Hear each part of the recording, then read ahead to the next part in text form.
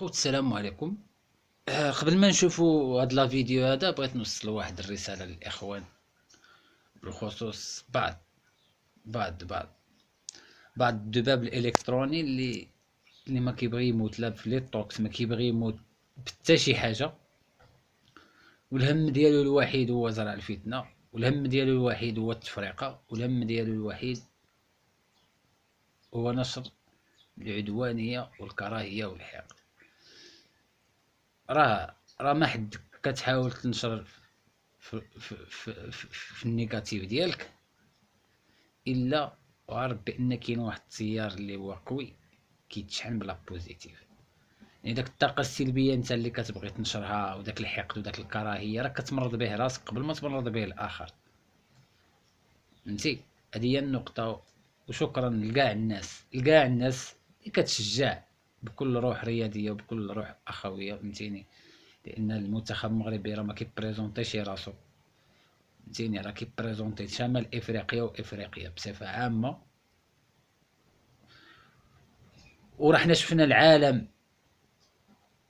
كيتعاطف وكيشجع المنتخب المغربي. فلسطين شفنا الناس، في اسرائيل شفنا الناس الشيعة، شفنا السنه، شفنا كاع الطوائف وكاع المذاهب اللي ما عندها حتى علاقه بالكره، كاملين كانوا كيشجعوا المنتخب المغربي. يعني شو الشعل ديال الطاقه ايجابيه كاينه. يعني داك النيجاتيف ديالك راه ما كيوقعك هي نتايا، فهمتي؟ وندوزو دابا لا فيديو ونشوفوا الاخوان. الآن نفتح معاكم الحديث عن مباراة المنتخب المغربي والمنتخب البرتغالي. ركراكي قال أن نأمل أن ما يلعب كريستيانو بكرة، أفضل لاعب في التاريخ. ناصر الشمراني. والله شوف، أنا أشوف أن وليد الركراكي يركز على المجموعة اللي عنده، ما يركز على كريستيانو، يركز على البرتغال، بالذات اللاعبين المصابين. أنا أتمنى لهم الشفاء العاجل اللي سمعنا أنهم مصابين، لأنه هذول ببداية البطولة هم العلامة البارزة. نايف أكراد، سايس، مرابط، هذول الثلاثي هم بصراحة هم المصدر القوة، بالذات من النواحي الدفاعية. بونو عنده رباعي ما تقدر تخترقه الا ممكن بمدرعات، ما شاء الله تبارك الله. فاتمنى انهم يرجعون. اما كريستياني لو لعب ولا ما لعب مو مساله وليد الركراكي. جمال. خالد كريستيانو طبعا يعني بالنسبه لا انا اكلمك عن المغرب بكره، خلاص انسى مش بس كريستيانو. المغرب خالد يعني الحين بيلعبوا مع البرتغال، يعني الكل يعرف ان مدرسه البرتغال غير عن الاسباني. الاسباني اللي هو الاستحواذ، البرتغال لا، فريق يروح على الجول دايركت، يروح على الجول، سواء كريستيانو برونو وسيلفا اللاعبين الموجودين يفكرون بس يسجلون اهداف. فنقول حق المنتخب المغربي يعني اللاعبين اللي عندكم اللي قدموا مستوى طيب بالبطوله، مستوى مميز، يعني باستطاعتهم انه يفوزون على منتخب البرتغال على الروح اللي عندهم القتاليه واللعب اللي عندهم، خاصه على اكاي زياش اللاعب مميز. خالد عندي توقعاتك من يفوز؟ خالد التمني توقع. خالد انا امنيتي انه يفوز المغرب ان شاء الله بنتيجه، لو فرق واحد يتاهل، لان فاز المغرب فزنا احنا. بس التوقعات خالد اتوقع انا البرتغال. اتوقع طلحه توقع تمني المغرب ان شاء الله. حكيم. والله المغرب يا خالد عنده مشكلتين، لو تجاوزهم يمكن انه يفوز على البرتغال، وهي الجانب البدني والاصابه والعوده من الاصابات، وكذلك عمليه كيف توقيف النزعه الهجوميه للمنتخب البرتغال الذي تختلف طريقه لعبه على المنتخب الاسباني. لكن انا توقعي وتمنياتي دائما مع المغرب. احمد. خالد مباراة بكره من اصعب المباريات اللي بيواجهها المنتخب المغربي فريق، لأن البرتغال يختلف عن كل الفرق في ميزه قويه جدا، هو الاختراق من العمق، الوان تو دائما كل اهدافه كلها في عمق الملعب. عنده اول حاجه حركه اللاعبين، ثاني حاجه خلف اللاعبين افضل لاعبين صناعه لعب، يعني اذا اعطيته مجال ممكن. ميزه المغرب في خط القلب اليمين من اشرف حكيمي الى عز الدين الى زياش، هذا خط قوي. لكن في لسان اتمنى من مدرب سفيان يخلي فتره زمنيه، عشان لو البرتغال سجل قادر انت تعور، لذلك ياخر شوي في التبديل، لانه الثلاثه اللي في المقدمه يوسف وسفيان وجياش هذا احسن لاعبين، لذلك التغيير اذا تاخر شوي يكون صاحب منتخب. شكرا لك. وجه رسالتك اسامه للاعبين اذا ان شاء الله توصل لهم وللجماهير. ما تكلمش لا الحمد لله كما كان الحال احسن بحال اللي قلت احسن حاجه كاينه حاليا، وان اللاعبين المغاربه لا زالوا لم يشبعوا بعد، هذا واقع نراه في التدريب. انا اروح مع المنتخب المغربي منذ 30 سنه واعرف الاجواء. سيعطون كل ما عندهم، هذا لا يعني انهم سينتصرون لا محاله، ولكن ولو انهزم المغرب سينهزموا بصعوبه كبيره، انا متيقن. ثالثا من حيث التاريخ، لعبنا مباراتين في تاريخنا مع البرتغال، مباراه انتصرنا فيها في 86 3-1، ومباراه انهزمنا ب 1-0 في 2018. انهزمنا ب 1-0 في مباراه سيطرنا فيها سيطره مطلقه، حتى هدف البرتغال كان من خطا ديال بيبي. وبالتالي يعني حتى التاريخ متوازن. هناك علاقات كبيره مع البرتغال، بين المغرب والبرتغال، وبالتالي هي ديربي ثاني. المغرب يلعب الديربيات، لعب بلجيكا كان ديربي، اسبانيا ديربي، البرتغال ان ديربي، اذا فاز البرتغال فرنسا سيكون ديربي. وبالتالي تنظن انا اتمنى واظن بان المغرب سينتصر. شكرا لك ان شاء الله يا رب. يونس، رساله للاعبين. رساله للاعبين. طبعا خالد، المباريات الربع النهائي كلها صعبه، وتشوف انت الارجنتين اللي يعاني والبرازيل وممكن يعاني فرنسا وانجليز فالمغرب دخل من ضمن الخلطه هاي، الخلطه ان فريق ما وصل. روح وياكم مباراه الانجليز وفرنسا. قبل بس ما انتقل لموضوع المنتخب الانجليزي والفرنسي بشكل سريع، احد الاخوان من المغرب يقول للتصحيح: لاعبو المنتخب المغربي ليسوا كلهم من خريجي التكوين الاوروبي. المنتخب المغربي حاليا يضم 11 لاعب هم فخر الصناعه المحليه، خريجو الدوري المغربي واكاديميه محمد السادس، على غرار بونو، اكرد، النصيري، عطيه الله، التقناوتي، وبنون، وأناحي، واليميق، وحمد الله، وداري، وجبران. نعم، المفروض توضح هذه النقطة أسامي. أكاديمية محمد السادس خرجت 4 لاعبين الأساسيين اللي هما نايف وأناحي ونصيري، وكذلك حارس التقناوتي، وهناك 7 لاعبين آخرين خرجوا. يعني بس لازم نوضح حق الناس ان مش كلهم ترى موجودين في الدوريات الأوروبية، لأن احنا قاعدين نكررها. اللاعبين المغاربة صحيح ولا لا؟ لكن لا موجودين في الدوريات الأوروبية، 3 فقط موجودين في المغرب من 26. هو اعطيتك انا 11. التكوين لا، التكوين تاسيس، ولكن يلعبون في انديه اسمح لي، التكوين يعني يقصد التكوين هو التاسيس. واش النشأة الشباب؟ التأسيس. اي تاسيس، نعم. اي يعني في المغرب كلامه صح. في المغرب صح. يعني هذا السؤال انا سالته، وهو المفروض هو اسامه تحديدا قال لي فقط 3 بوقتها. لا هو 3 فقط يلعبون في الدوري المغربي في الوداد. حارس مرمى تقناوتي يعني اثنين، هم 3 بيلعبوا في الدوري المغربي. جبران وبنعطيه وحارس. احنا بس عايز برضه، هو اسامه بيتكلم ان هم 3 بس دلوقتي اللي هم موجودين في القايمه اللي بيلعبوا في الدوري المغربي، اما في 7 لعيبه 10 لعيبه قبل كده كانوا موجودين بس احترفوا بره. لا احنا نتكلم على التاسيس، على غير شغله. يعني هو مش والله عايش في فرنسا وجاء على المغرب. احنا نتكلم خدمه الان اول وما سمعتني. محمد صلاح وين تاسس؟ في سويسرا؟ تأسس في مصر في مصر. شكرا، هو هذا الكلام، انه تأسس في المغرب، وهذا المفروض ان اسامه يقولها. والله احنا عندنا ترى لاعبين تم تأسيسهم عندنا، وبعدها والله قلتها وانت كان عندك روبورتاج قلتها، بغيت قلت لي تم بعد. هي لها مسمى خالد. لا حبيبي، لا انا رجاء مثل هذه الامور قول لي اياها فوق الهواء، مش اثناء الروبورتاج. لا قلت لي نروح للروبورتاج وانا اعود. ما قلت عاد انا بعد بانسى، انا مش كمبيوتر.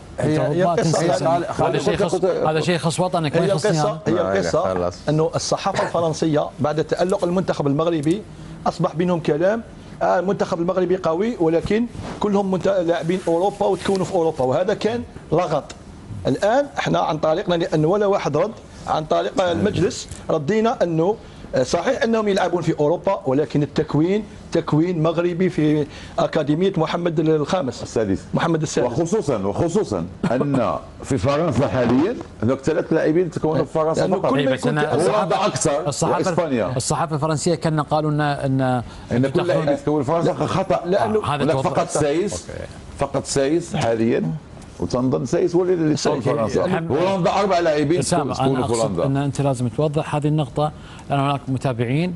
يعني انا عن نفسي انا اسف، لكن انا عندي شخص جايبه من المغرب المفروض هو يعطيني هذه المعلومات. يعني. طيب توقعاتك جمال مباراه فرنسا؟ انا بغيت نعطيك خلي زوجتي الكلام ده. انا بغيت نكمل نعطيك كل بلد من تكون. يعطيك الصحه يا سامي. طلحه انجلترا وفرنسا. علاش ما قلتيش؟ توقع انجلترا. بريف سريع عن المباراه. مباراة جدا جدا متقاربة بالمستوى وبالأداء، وأتوقع أنها راح تكون مباراة صعبة على الفريقين وما في حسم بنتيجة كبيرة. أنا هي توقعاتي، ولا أفضلية راح نشوفها لفريق على الآخر بنسبة كبيرة. جمال الإنجليز قالوا إن إحنا نعد نفسنا حق هالمباراة من سنتين، تخيل. صح خالد، ما يلمون، لأن باكر راح تكون بالنسبة لي الأجمل بالبطولة، لأن فريق الإنجليز شفناه شلون فريق يهاجم وفريق قوي بالهجوم، والفريق الفرنسي عنده امكانيات، عنده امبابي خالد شيء طبيعي. اذا انا يعني في اوروبا اشوف لاعب مثل امبابي، شيء طبيعي اني اعرف هذا اللاعب شنو راح اسوي له قدام المستقبل.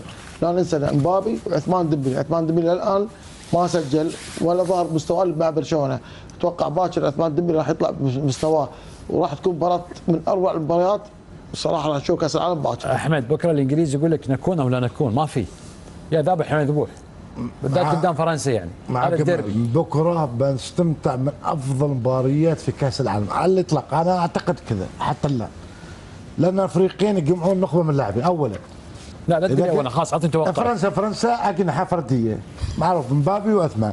هذا لا، الانجليز مجموعه وسرعات، لكن في الدقه يعني مثلا اذا كانت 5 فرص للانجليز يمكن 3 يحطوه، 5 فرص لفرنسا فرصه واحده، يعني لذلك ارجح كفه الانجليز. انجليز. حكيم من يفوز بكره؟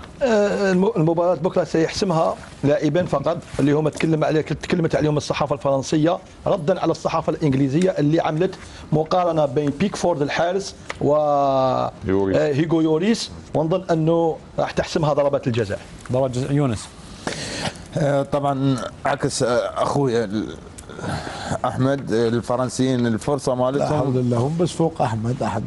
انت قلت انجلترا ويقول لك عكسك فرنسا. ايوه ما ويا اخوي احمد اللي قاله انا موافق بك. وانا معاك اخويا يا اخي قلت فرنسا فرنسا الفرصه مالتهم بجول، الفرصه مالتهم بجول تختلف. انا اعتقد فرنسا فريق قوي لديه مهاجم على مستوى عالي، من انصاف الفرص يسوي يعني هدف. لاعب ممكن مع احترامي يعني للبقيه، لاعب ممكن من منطقه الجزاء ياخذ كره ممكن يروح يسوي جول، فهذا لاعب فارق امبابي. انا اعتقد الكفه تروح لفرنسا. انا قصدي العرضيات في الدقه الانجليزي احسن من الفرنسيين. شكرا لك احمد، يعطيك الصحه. احمد يعطيك الصحه. طيب اسامه من يفوز؟ فرنسا عندها 3 لاعبين في كل مركز من احسن لاعبي العالم، احسن تكوين في العالم منذ 75 هو فرنسا. فرنسا ما عندهاش مبابي فقط، عندها في كل مركز لاعبين ممتازين. صحيح ان الانجليز اصبحوا يلعبون في فرقهم الكبرى، ولذلك عندهم منتخب قوي وجاي من كاس اوروبا، لعب النهايه وكاس العالم لمس النهايه، جاي في خط تصاعدي، ولكن فرنسا اكثر توازنا، واظن ان فرنسا سيفوز في المباراه. عصام. لا بس لحظه يونس، لا تقعد تسوي له كذي، ترى اسامه يتكلم من واقع ممكن يكون كحب لفرنسا، مش والله ان وكلهم في الانجليز ترى عنصريه ممكن نوعا ما. ترى أنا مش عنصريه، ما راح اقول لك عنصريه، مش عنصريه، محبه، واقول لك ميول. مش عنصريه، ولكن الفريق الفرنسي هو الفريق اللي عنده اكثر عرب واكثر مسلمين في اوروبا، اكثر افارقه. حتى انجلترا فيها مسلمين، بعد حتى هذه بعد بتسوي لي فيها، ما يصير الكلام يعني. بعدين عندهم دار سخره يكشف يعني خالد ضيع البرازيل، نجي نضيعوا عليه انجلترا. برشلونه مباراة صعبة قوي، و يعني هتبقى من اجمل المباريات اللي هتتلعب في المونديال. اتوقع طبعا، معلش ابو كابتن عبد الله انا مش معاك النهارده بقى، تبقى فرنسا. كفيت ووفيت. ابو علي فرنسا. ابو علي فرنسا. جمال انت شو اسمك؟ ناصر. عبد الاله. تاخرنا اليوم. ما الومك يعني، تاخرنا هالتسميه ضيعته. قول لي يا شباب اللي يتابعنا، الله يرحم والديك، تخلص ترى بيأذن الفجر بعد شوي، روح صلي يعني صل ونام، كلها ترى دقائق. واللي يرحم والديك يكسب فيك الاجر، تكفى. تفضل. مباراة يعني خالد زي ما تفضل الشباب كلهم، مباراة صعبة على الفريقين، في وجه تشابه بينهم، لكن من يكسب هذه في علم الغيب، لانه احنا بس نحط توقعات وكل واحد قلنا لك توقع، ما قلنا لك عطنا. خلينا نتفضل طيب يعني. لا حرام يعني. ما ينطي مجال. ما يديني مجال. بس الشجره المثمره ما يعني ينطيها مجال. يبي يأذن ناصر. يعني نوقفه يطلع فاصل شلون يعني؟ فاقول لك يعني انجلترا انا اتوقع انها راح تقدم مباراه اكثر من كبيره بكره. صحيح يعني زي ما قال يونس مبابي ياخذ كوره ممكن يركض بهم كلهم، لكن برضه هناك في ساكا، في قديم، في يعني في وجه تشابه بين الفريقين. فمباراه صعبه اتوقع تروح انا بلنتيات. من يفوز؟ من يفوز ما عاد بتوقع. ناصر. خلاص. انا اتوقع فرنسا عندها من الامكانيات قادره تفوز، بالرغم من المنتخب الانجليزي زاد كيف فريق محترم، ما قد فرنسا باش ترشح. عبد الله الشيباني. خالد، المباراة اللي شفناها مثلا خلينا نقول على الورق 50-50، ولكن أنا أتوقع اللي راح يفوز في المباراة كان في الأوقات الأصلية أو في ضربات الجزاء المنتخب الإنجليزي، واللي أتمناه أنه يفوز المنتخب الفرنسي. الحين الناس هو فريق الوكرة. نعم. الحين الناس لا أنا أتمنى فرنسا، بس قلت لك اللي راح يفوز هو منتخب انجلترا. وناصر انت خليك معاي قول انجلترا لا تقول دي حداثه بتاع امبارح. طيب يعطيكم العافيه. هاي الله يسلمكم ابو قاسم. انت خلينا نشوف. زي بتاع امبارح دي. لا سريع والله تعال. زي بتاع امبارح والله. لا والله زي الحاجات اللي امبارح والله دي. استنى يا عم خلصنا ما بنمشي. عطوا عصام عطوا عصام. احنا بس بقول لكم شغله. الحين بالترايك فيها. هذه اليوم ريوبكم من بيت عبد الرحمن الاشقر. اختي ام محمد زوجة عبد الرحمن الاشقر هي اللي طبخت لكم اليوم. جابت لكم هذا البوكس اللي تشوفونه قدامكم. الله يطول في اعماركم بس على اساس بس توصل رسالتنا ويزيدهم من فضله. حلو ديالو. تسلم يا ناصر. والصندوق فيه مجوهرات. جينا هذا. بغينا وياك. ابو علي حضري بعد كذا ما تقوليش انا قاعد. عبد الله بس انا قاعد بس هذا البوكس من الاخت محمد فيه بلاليط. هذا البلاليط حقكم كلكم. والله صندوق حلو. ها صندوق حلو هذا تراثي. هاي تفضل يا ناصر. الصندوق كله. فكرت جاي لي لوحدي. لا ليه؟ انا والله ظنيت لوحدي. هاك هاي انتم ذوقوا واعطوني رايكم عقب شوي. ها باخذ رايكم اوكي؟ يلا انا عموما اليوم عبد الرحمن الاشقر راح للجمهور وسالهم عن اعطاهم البلاليط وسالهم عنه. خلونا نشوف شو يقولون وبشوف راي الشباب عندي بعد.